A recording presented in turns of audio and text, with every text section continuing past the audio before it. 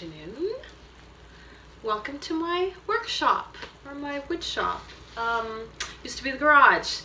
Today I am working on some of the detail work on the inside. Specifically, I'm going to be doing the trim work around the window in the bathroom. Now that I've finished the drywall and the painting, I did finish that drywall. I'll show you. Now I gotta pick out some wood to put around that trim. So, my wood selection here. So most of what you see here is wood that I've salvaged from various places, including this house here. I'm pretty adamant about reusing any wood or any materials that I pull out of the house. I try very hard to reuse it in another part of the house. I've been that way since I bought this place about 15 years ago. So this is an accumulation of lots of different stuff. I've got some wood back there, some tongue and groove pine that I salvaged from a demolition in Ashland, Oregon when I was living there. So I've got stuff from all over the place, and I've been using it all, trust me. The house here is made up of redwood, so all of the framing, the interior paneling, it's all redwood. So anytime I take out a wall or I punch a hole in a wall to put in a window, I save every bit and I reuse it somewhere else in the house. So I've got quite a selection here.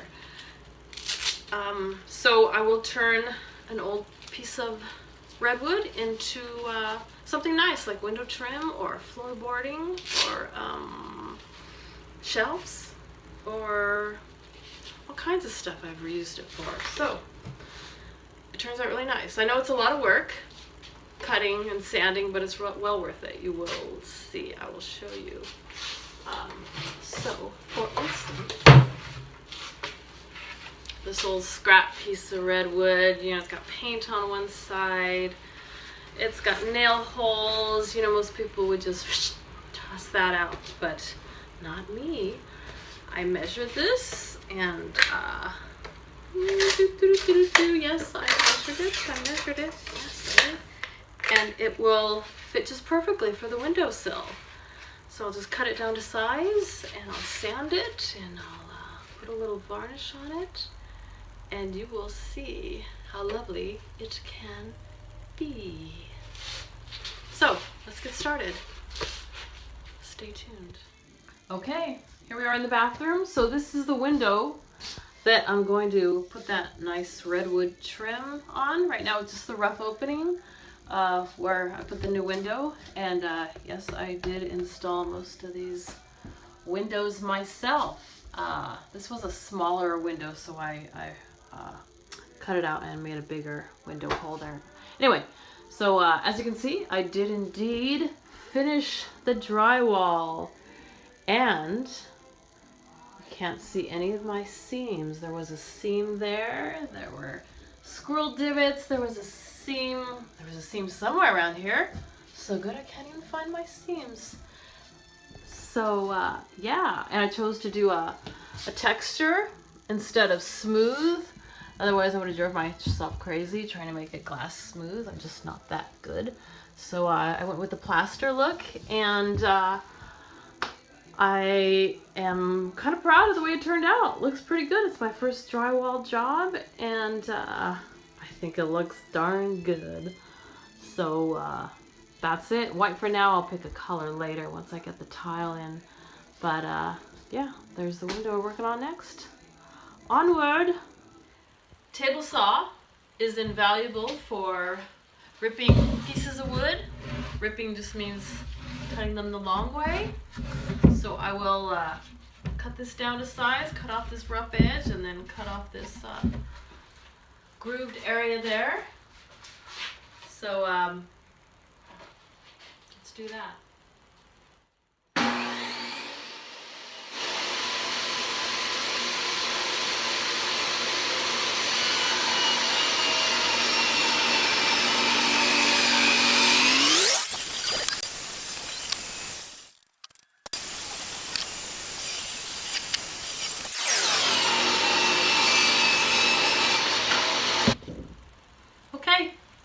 I've got all my pieces cut.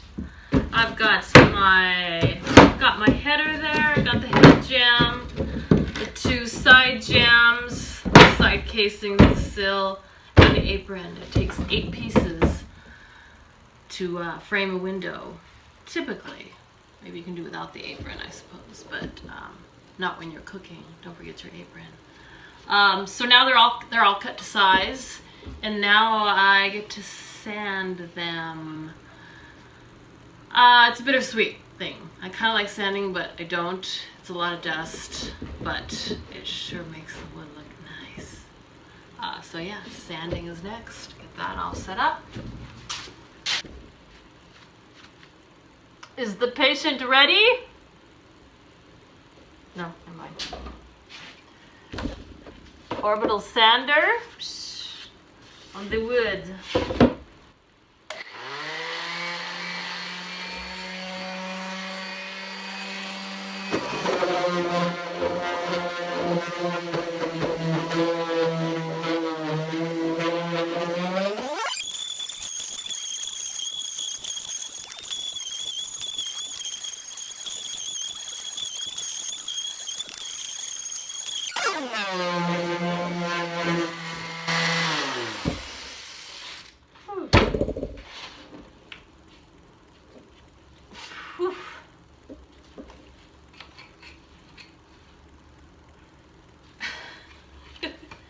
Too many things on me.